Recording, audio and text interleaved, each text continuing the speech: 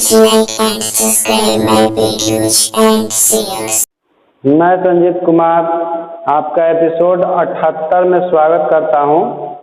आज देखिए हम लोग क्वेश्चन पढ़ेंगे। क्वेश्चन है कि आर त्रिज्या के एक चालक वलय पर Q आवेश समान रूप से वितरित है। वलय के अक्ष पर केंद्र से d दूरी पर विद्युत क्षेत्र कितना होगा। और जबकि दिया हुआ है कि जो दूरी है वो उसकी त्रिज्या से बहुत ही ज्यादा है। तो देखिए पहले समझ लीजिए, जैसे मान लीजिए कि यह कोई वलय है जिसके सतह पर आवेश Q जो है दिया गया है और इस पर समान रूप से बटा हुआ है आवेश का मान। तो इसके अक्ष पर हमको विद्युत क्षेत्र का मान ज्ञात करना है। कितना दूरी पर? d दूरी पर। तो देखिए इसका अक्ष जो है दो तरफ हो सकता है, एक तो इधर भी हो सकता है, y अक्ष हो सकता है, एक अक्ष हो सकता है। तो इसमें क्वेश्चन में कह रहा है कि वलय के अक्ष पर ज्ञात करना है, लेकिन यह निर्धारित नहीं है कि x अक्ष पर है कि y अक्ष पर है। तो हम लोग इधर भी किसी पॉइंट पर विद्युत क्षेत्र ज्ञात कर सकते हैं इस तरह से, या किसी का मन होगा तो हम लोग इधर भी ज्ञात कर सकते हैं विद्युत क्षेत्र का मान, यहाँ पर भी ज्ञात कर सकते हैं, या इस पॉइंट पर भी हम लोग विद्युत क्षेत्र का मान ज्ञात कर सकते हैं, या इस पॉइंट पर भी हम लोग विद्युत क्षेत्र का मान ज्ञात कर सकते हैं। यानी कि किसी भी पॉइंट पर हम ज्ञात कर सकते हैं।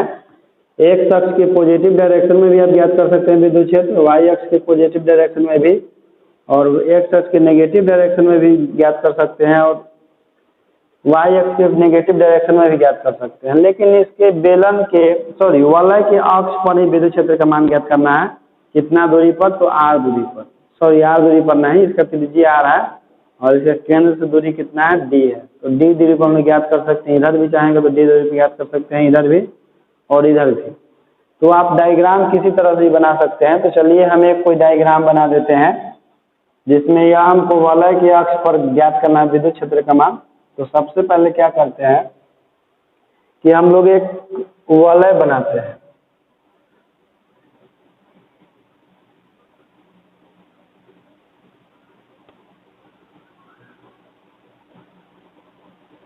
और इस पर आवेश Q को समान रूप से हम लोग वितरित कर देते हैं, और इस वलय की त्रिज्या कितनी होगी? इस वलय की त्रिज्या r होगी। यानी कि मान लीजिए कि ये वाला दूरी r है, तो यहाँ से ये वाला भी दूरी कितना होगा? r ही होगा। वलय के अक्ष पर हमको विद्युत क्षेत्र ज्ञात करना है। तो केंद्र से इधर हम लोग लेते हैं x अक्ष के डायरेक्शन में कोई पॉइंट यहाँ पर, जहाँ पर विद्युत क्षेत्र का मान ज्ञात करना है। क्वेश्चन में सुधार थोड़ा कर लीजिएगा, यहाँ पर कैपिटल Q कर दीजिएगा, आवेश को कैपिटल Q कर दीजिएगा। तो इसके अक्ष पर मान लीजिए कि हमको उस पॉइंट पर विद्युत क्षेत्र का मान ज्ञात करना है। तो हम लोग यहाँ इसको मिला देते हैं इस तरह से।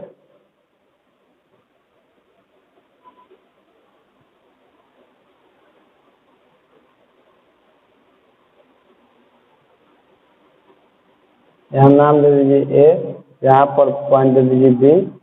ये जो आपका दिखाई दे रहा है, ये थोड़ा सा लंबाई को हम मोटा कर लेते हैं, यही भाग DL, और ये वाला जो आपको लंबाई दिखाई दे रहा है इसको हम लोग थोड़ा सा मोटा कर लेते हैं। इन दोनों भागों के कारण हम लोग इस बिंदु पर विद्युत क्षेत्र का मान ज्ञात करते हैं। इस पर आवेश का मान दे दीजिएगा Q, गोला वलय का त्रिज्या वलय का त्रिज्या R हो जाएगा, और उसका केंद्र हो जाएगा DL हो गया। देखिए त्रिज्या इसका R है और ये दूरी हमको कितना लेना है? D लेना है। तो देखिए यहाँ पर समकोण त्रिभुज बन रहा है। समकोण त्रिभुज में 90 डिग्री के सामने वाला भुजा कर्ण होता है, तो यह इसका आधार है और यह लंब है। तो ये वाला कितना हो जाएगा? √r² plus d²। ये कितना हो जाएगा? तो ये भी हो जाएगा r² प्लस d²। ठीक। इसके बाद यहाँ कुछ ना कुछ कोण बन रहा है, तो इस कोण को हम मान रहे हैं कोण थीटा है, और ये वाला भी कोण जो है थीटा है। इसके बाद यहाँ पर कोई पॉइंट ले लेते हैं कि मान लेते हैं कि यहाँ पर पॉइंट क्या है? P है। देखिए यहाँ पर दो भागों के कारण विद्युत क्षेत्र होता है, एक इस भाग के कारण और एक इस भाग के कारण। तो किसी एक भाग के कारण विद्युत क्षेत्र को E1 मानते हैं और दूसरा भाग के कारण विद्युत क्षेत्र को E2 मानते हैं। लेकिन अल्प लंबाई के कारण हम लोग विद्युत क्षेत्र निकाल रहे हैं, इसलिए विद्युत क्षेत्र को भी हम लोग अल्प दर्शाने के लिए उसको DE1 लिख देते हैं और DE2 लिख देते हैं। तो इस पॉइंट पर क्या कीजिएगा कि जो इस तरह के विद्युत क्षेत्र आपका है तो इसका नाम दे दीजिए आप DE2 और इसका नाम जो है आपका हो जाएगा DE1 हो जाएगा। तो इस तिरछा मुख कोण से ये भी थीटा होगा और यह भी थीटा होगा तिरछा मुख कोण। इसके बाद देखिए चूंकि DE1 जो है यहाँ पर एंगल बना रहा है, DE1 यहाँ पर एंगल बना रहा है थीटा, तो ये दो कंपोनेंट में डिवाइड हो जाएगा, एक साइन थीटा के रूप में और एक कोस थीटा के रूप में। तो इसका एक कंपोनेंट होगा DE2 साइन थीटा और एक कंपोनेंट होगा DE1। देखिए तो इसका एक कंपोनेंट होता है DE2 साइन थीटा और दूसरा कंपोनेंट होता है DE1 साइन थीटा। इसका एक कंपोनेंट DE2 साइन थीटा है और इसका एक कंपोनेंट DE1 साइन थीटा। इसका एक कंपोनेंट इस पर होता है DE2 कोस थीटा और इसका एक कंपोनेंट होता है इस पॉइंट पर, इस रेखा में, जिसका मान होगा DE1 कोस थीटा। ठीक, तो डायग्राम अच्छा से बना लीजिए और इसको समझिएगा। डायग्राम बनाने के बाद डायग्राम में क्या होता है कि जैसे वो इस वलय के कारण दो भागों के कारण हम लोग पॉइंट P पर विद्युत क्षेत्र ज्ञात करते हैं और उसका जो रिजल्टेंट आता है वही इसके अक्ष पर D दूरी पर किसी बिंदु पर विद्युत क्षेत्र की तीव्रता का मान होता है। तो सबसे पहले डायग्राम बना लीजिए और डायग्राम बनाने के बाद लिखिए कि माना कि O केंद्र तथा R त्रिज्या वाला माना कि O केंद्र तथा R त्रिज्या वाला एक आवेशित वलय है, जिसके सतह पर प्लस Q आवेश समान रूप से वितरित है, जिसके केंद्र O से D दूरी पर किसी बिंदु P पर हमें वलय के कारण विद्युत क्षेत्र की तीव्रता का मान ज्ञात करना है। ये तो हो गया। इसके बाद एक लाइन छोड़ के लिखिएगा कि इसलिए वलय पर आवेश का रैखिक घनत्व, इसलिए वलय पर आवेश का रैखिक घनत्व। तो देखिए वलय पर आवेश का रैखिक घनत्व क्या होगा कि हम लोग आवेश का रैखिक घनत्व जानते हैं, उस पर स्थित आवेश और बटा में उसका लंबाई। वलय आपका वृत्ताकार है तो वलय का परिधि कितना होता है तो 2πr होता है, यानी कि इसके लंबाई के बराबर होगा। तो इसका आवेश का रैखिक घनत्व हो जाएगा आपका लैम्डा बाई टोटल आवेश और बटा में लंबाई होता है L, लेकिन L का मान कितना है 2πr। तो लिख लीजिएगा वलय पर आवेश का रैखिक घनत्व लैम्डा बराबर Q बटा 2πr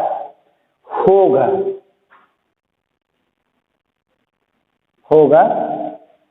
इसके बाद लिखिए पैराग्राफ चेंज करके, माना कि वलय पर दो छोटे खंडों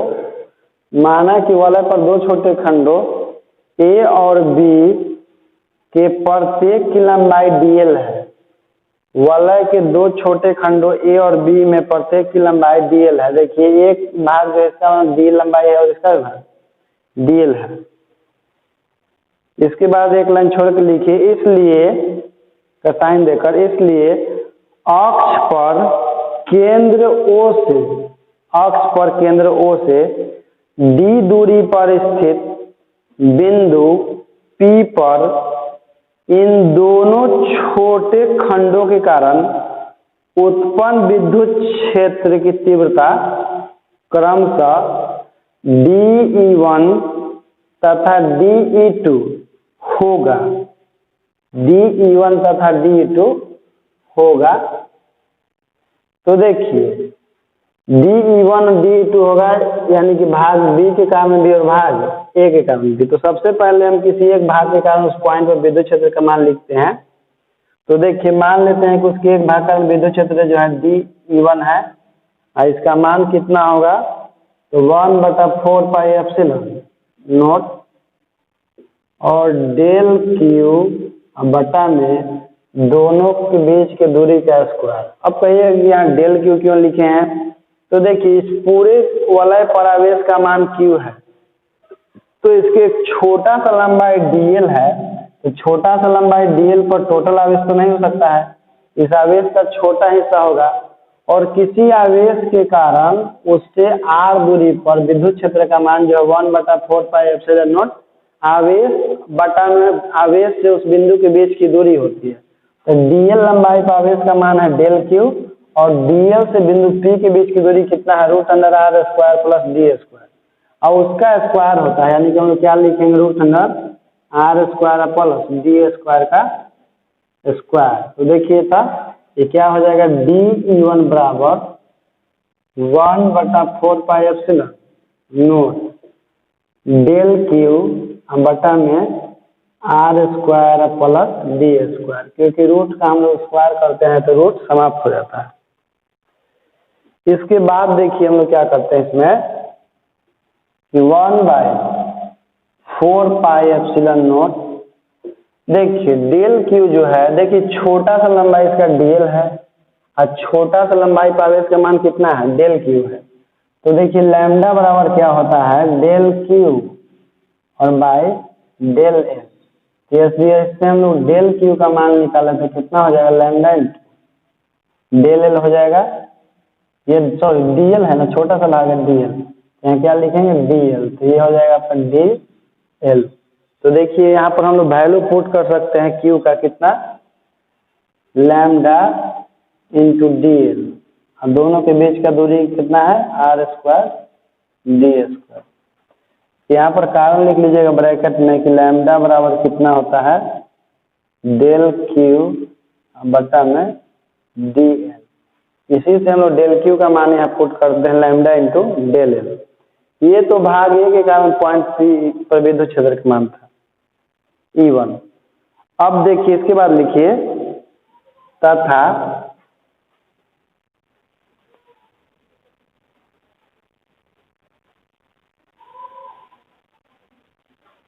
DE2 बराबर 1/4 pi epsilon naught del q बटा में r² प्लस d², ये भी रूट के अंदर होगा लेकिन इसका स्क्वायर हम लोग करके दिखा देते हैं आपको। तो कितना हो जाएगा, DE2 बराबर 1/4 pi epsilon naught del q का मान हो जाएगा लैम्डा इंटू डीएल, और इसका स्क्वायर हो जाएगा r² प्लस d²। इसके बाद देखिए DE1 का जो मान है वह है 1/4 pi epsilon not lambda DL by r² d², और जो DE2 का मान है इस पॉइंट पर उतना ही है। तो देखिए तो हम लोग क्या कर सकते हैं, इसको यदि इक्वेशन 1 मान लिया जाए, यदि इसको समीकरण 1 हम लोग मान लें, इसको समीकरण 1 मान लें हम लोग, और इसको समीकरण 2 मान लें, दोनों 2 मान लें, तो समीकरण 1 एवं 2 से हम लोग लिख सकते हैं इसको समीकरण 1 एवं 2 से। तो देखिए तो क्या हो जाएगा, DE1 बराबर DE2 हो जाएगा, और दोनों का मान किसके बराबर है, 1/4 pi epsilon not lambda DL by r² plus d²। तो हम लोग लिख सकते हैं DE1 बराबर DE2 बराबर 1/4 पाई एप्सिलॉन नॉट और lambda DL by r² plus d²। देखिए ये जो है DE1 का भी मान है और DE2 का है, लेकिन देखिए यहाँ पॉइंट जो DE1 जो है यहाँ है और DE2 यहाँ पर। हम लोग जानते हैं कि दो वेक्टर का जो रिजल्टेंट होता है हमेशा दो कोनों के बीच में होता है, या जब कोई सदिश 2 या 2 से अधिक भागों में बढ़ता है तो उसका रिजल्टेंट हमेशा बीच में होता है। तो DE1 का देखिए इस पॉइंट पर एक कॉम्पोनेंट जो है DE1 sin थीटा है, और दूसरा कंपोनेंट है DE1 cos थीटा। जो ये आपका DE2 है, इसका एक कंपोनेंट है DE2 cos थीटा और एक कंपोनेंट है DE2 sin थीटा। लेकिन देखिए चूंकि DE1 जो है DE2 के बराबर है, DE1 DE2 के बराबर है, तो इसको हम लोग चाहे तो लिख सकते हैं आवश्यकता पड़ने पर DE1 sin थीटा। तो देखिए तो परिमाण में वो भी, ये भी उतना ही है और ये भी उतना है, अब दोनों एक दूसरे के अपोजिट है, तो दोनों के बीच का एंगल जो 180 डिग्री होगा। तो पॉइंट P पर DE2 sin थीटा यानी कि DE1 sin थीटा और DE1 sin थीटा एक दूसरे को रिजेक्ट कर देंगे, क्योंकि दोनों का रिजल्टेंट पॉइंट P पर 0 होगा। कारण क्योंकि दोनों एक दूसरे का अपोजिट है, तो दोनों का बीच का एंगल जो है 180 डिग्री आएगा और 180 डिग्री की स्थिति में उसका रिजल्टेंट जो है A-B आता है। तो A भी उतना ही है और B भी उतना ही है, तो पॉइंट P पर 0 हो जाएगा। तो इसका एक विद्युत क्षेत्र DE1 का बचेगा DE1 cos थीटा और इसका बचेगा cos थीटा, दोनों जो है एक ही अक्ष पर है। लेकिन हम लोग जानते हैं कि एक ही रेखा पर दो विद्युत क्षेत्र नहीं हो सकता है, किसी एक रेखा पर दो विद्युत क्षेत्र। तो इस रेखा पर कोई एक ही विद्युत क्षेत्र होगा, क्योंकि दोनों विद्युत क्षेत्र परिमाण में बराबर है। यदि ये वाला DE2 cos थीटा है तो ये अभी DE2 cos थीटा है, क्योंकि DE1 किसके बराबर है, DE2 cos थीटा के बराबर, DE2 के बराबर है। हम लोग जानते हैं कि दो विद्युत क्षेत्र रेखाएं जो है वो भी समान विद्युत क्षेत्र रेखाएं कभी भी एक लाइन पर नहीं हो सकता है। तो इस लाइन पर दोनों में से किसी एक का ही प्रभाव होगा, तो DE2 cos थीटा हो गया तो DE1 cos थीटा होगा। तो यदि इतना लिख लिए हैं आप, तो इसके बाद लिखिएगा चूंकि DE2 sin थीटा तथा DE1 sin थीटा बिंदु P पर एक दूसरे को रिजेक्ट कर देते हैं, क्योंकि दोनों एक दूसरे के विपरीत दिशा में हैं, क्योंकि दोनों एक दूसरे के विपरीत दिशा में हैं। इसलिए का साइन दीजिए, इसलिए बिंदु P पर केवल DE1 cos थीटा एवं DE2 cos थीटा ही होगा, DE1 cos थीटा तथा DE2 cos थीटा ही होगा, क्योंकि दोनों एक ही दिशा में है, क्योंकि दोनों एक ही दिशा में है। एक लाइन छोड़ के नीचे लिखिए, अतः वलय के किसी भी एक छोटे भाग, अतः वलय के किसी भी एक छोटे भाग DL के द्वारा बिंदु P पर उत्पन्न विद्युत क्षेत्र का प्रभावी भाग उसके क्षैतिज घटक के बराबर होगा, उसके क्षैतिज घटक के बराबर होगा। अर्थात DE1 बराबर 1/4 पाई एप्सिलॉन नॉट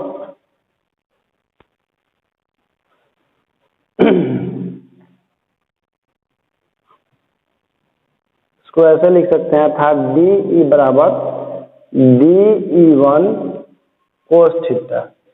हम लोग चाहेंगे तो DE2 cos थीटा भी लिख सकते हैं। यहाँ पर क्या बोले कि देखिए इस अक्ष पर दो विद्युत क्षेत्र है, एक है DE2 cos थीटा और एक है DE1 cos थीटा। जितना मान DE2 का है उतना ही मान DE1 का है, यानी कि दोनों एक दूसरे के बराबर है, और दोनों के साथ cos थीटा यानी कि दोनों एक दूसरे के बराबर है। हम लोग जानते हैं कि किसी एक रेखा पर दो विद्युत क्षेत्र रेखाएं नहीं हो सकती है, तो इस पर जो परिणामी विद्युत क्षेत्र होगा या जो प्रभावी विद्युत क्षेत्र होगा, तो दोनों में से कोई केवल एक होगा, यानी कि दोनों का जो रिजल्टेंट होगा दोनों में से कोई एक ही हो सकता है, क्योंकि दो विद्युत क्षेत्र रेखाएं एक ही रेखा पर कभी भी नहीं हो सकती। तो मान लेते हैं कि रिजल्टेंट जो है DE है और इसका मान किसी एक के बराबर हो गया, तो DE1 sin थीटा के DE1 cos थीटा के DE2 cos थीटा को। तो देखिए तो DE बराबर कितना हो जाएगा, DE1 का मान यहाँ से पुट कर दीजिए, कितना है 1/4 पाई एप्सिलॉन नॉट और lambda into DL by R² plus D²। अब देखिए कोस थीटा का वैल्यू हम लोग यहाँ से निकाल लेते हैं, तो कोस थीटा बराबर फार्मूला होता है B/H। तो इसमें आधार का काम करेगा B और H का काम करेगा ये वाला। तो B/H कहने का मतलब कि दूरी जो है आपका D हो जाएगा और जो इसका डी बाई एच, तो कर्म जो है आपका हो जाएगा आर स्क्वायर और प्लस डी स्क्वायर, यानी कि root under r square plus D square हो जाएगा। इसके बाद देखिए हम लोग लिखेंगे डी ई बराबर 1/4 पाई एप्सिलॉन नोट और लैम्डा इंटू डी एल, और भाई देखिए यहाँ पर r square plus D square के पावर में 1 है, और रूट का मतलब होता है कि पावर में 1/2, इसके पावर में कितना है, ये एक्चुअल में आपका आर स्क्वायर और डी स्क्वायर, इसके पावर में 1/2 है और इसका पावर में 1 है। जब दोनों का बेस सेम है तो दोनों का घात जुटेगा, तो एलसीएम लेंगे तो कितना हो जाएगा r square d square, LCM लीजिएगा तो 2 + 1 कितना हो जाएगा 3/2। तो चलिए इसको हम डायरेक्ट लिख देते हैं, कितना हो जाएगा r square plus D square के पावर में कितना हो जाएगा 3/2, और यहाँ पे इंटू में कौन रहेगा डी रहेगा। देखिए ये जो प्रभाव, ये जो विद्युत क्षेत्र का मान आया है, यह एक छोटे से भाग के कारण है, केवल डीएल के कारण है या इस डीएल के कारण है। एक छोटे से भाग के कारण बिंदु पी पर विद्युत क्षेत्र का मान आया है, लेकिन हमको जो है संपूर्ण वलय के कारण ज्ञात करना है। संपूर्ण वलय के कारण वहाँ पर पॉइंट पी पर विद्युत क्षेत्र का मान क्या होगा, तो देखिए डीएल जो है इस तरह के बहुत सारे छोटे छोटे लंबाई से बना होता है, डीएल से बना होता है। तो संपूर्ण भाग के कारण यदि हमको पॉइंट पी पर विद्युत क्षेत्र का मान निकालना होगा तो हमको इसके संपूर्ण भाग के लिए समाकलन करना पड़ेगा, तभी जाके संपूर्ण भाग के कारण बिंदु पर पी पर विद्युत क्षेत्र का मान ज्ञात होगा। क्योंकि जो हमने ज्ञात किया अभी तक वो केवल एक छोटे से भाग के कारण है, डीएल के कारण है। तो इसके बाद लिखिएगा कि अब संपूर्ण वलय के कारण बिंदु पी पर विद्युत क्षेत्र की तीव्रता, अब संपूर्ण वलय के कारण बिंदु पी पर विद्युत क्षेत्र की तीव्रता। उसके बाद देखिए लिखिएगा इंटीग्रेशन ऑफ डी, इधर भी क्या करेंगे इंटीग्रेशन ऑफ, इतना हम लोग लिख देंगे। इसमें देखिए डीएल को छोड़ करके सभी के सभी कांस्टेंट हो जाएंगे, तो हम लोग इसको कांस्टेंट को क्या करते हैं बाहर निकाल देते हैं। तो किसको किसको बाहर निकाल लेंगे, तो 1/4 पाई एप्सिलॉन नोट और लैम्डा इंटू डी और divided by are square plus D square के पावर में 3/2। इंटीग्रेशन केवल किसका करेंगे, डीएल का करेंगे। डी का इंटीग्रेशन कितना होता है, ई होता है, और आपका बच गया उधर 1/4 पाई एप्सिलॉन नोट और लैम्डा डी और बटा में r square plus D square के पावर में 3/2। डीएल का इंटीग्रेशन कितना होता है, एल होता है। इसके बाद देखिए ई बराबर 1/4 pi epsilon nought lambda D और by are square plus D square के पावर में कितना है 3/2। डीएल का जो वैल्यू है वो तो हम एल लिख दिए हैं, और देखिए एल जो है इसका वलय का परिधि होगा, और वलय का परिधि कितना होता है 2 पाई आर। तो यहाँ पर एल के स्थान पर हम लोग कितना पुट करेंगे, तो पुट करेंगे 2 पाई आर पुट कर देंगे। इसके बाद देखिए इसके बाद इधर देखना है आपको, देखिए इसके बाद हम लोग लिखेंगे ई बराबर 1/4 पाई एप्सिलॉन नोट, और यह आपका क्या है लैम्डा इंटू 2 पाई आर। तो इसको देखिए हम लिख सकते हैं d into lambda into 2 pi r divided by are square plus D square के पावर में 3/2। देखिए तो हम लोग जानते हैं कि लैम्डा बराबर कितना होता है 2 पाई आर होता है। तो यदि हम इससे Q का वैल्यू निकालना चाहें तो Q के वैल्यू कितना होगा लैम्डा इंटू 2 पाई आर, यानी कि इस तरह समझ लीजिए यहाँ से भी हम Q का वैल्यू निकालेंगे तो कितना हो जाएगा लैम्डा इंटू 2 पाई आर हो जाएगा। तो देखिए तो यहाँ पर आपका आया है लैम्डा इंटू 2 पाई आर, तो तो लैम्डा इंटू 2 पाई आर के स्थान पर हम लोग कितना रख सकते हैं, तो क्यू रख सकते हैं, तो 1/4 पाई एप्सिलॉन नोट और d into q r divided by are square और प्लस डी स्क्वायर के पावर में 3/2। यदि कारण लिखना चाहते हैं तो लिख सकते हैं कि लैम्डा बराबर कितना था आपका Q/2 पाई आर, इसीलिए हमने क्यू के स्थान पर कितना रख दिया है, लैम्डा इंटू 2 पाई के आर के स्थान पर कितना पुट कर दिया है, क्यू पुट कर दिया है। तो ये जो है आपका फॉर्मूला हो गया आवेशित वलय के कारण उसके अक्ष से डी दूरी पर विद्युत क्षेत्र की तीव्रता का मान यानी कि Q इंटू डी और divided by are square plus g square के पावर में 3/2। इसको नोट कर लीजिए और लिख दीजिए कि यही वलय के कारण विद्युत क्षेत्र का व्यंजक है, यही वलय के कारण विद्युत क्षेत्र का व्यंजक है। इसमें समझने वाला पॉइंट यहाँ पर था, मेन पॉइंट, कि जो DE1 DE2 साइन थीटा और DE1 साइन थीटा जो एक दूसरे के बराबर था और अपोजिट डायरेक्शन में था, जो एक दूसरे को रिजेक्ट कर दे रहे थे। जो एक ही अक्ष पर दो विद्युत क्षेत्र बचा था DE2 cos थीटा और DE1 cos थीटा, वो दोनों एक दूसरे के बराबर थे क्योंकि DE1 जो है DE2 के बराबर थे।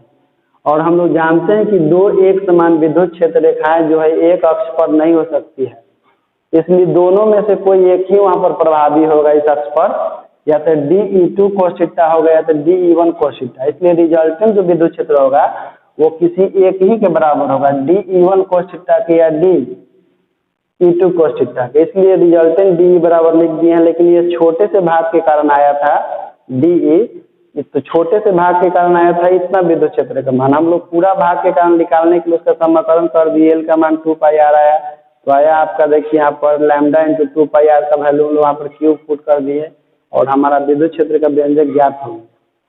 तो इस वीडियो में इतना ही, इसके बाद हम लोग अगले वीडियो में मिलेंगे।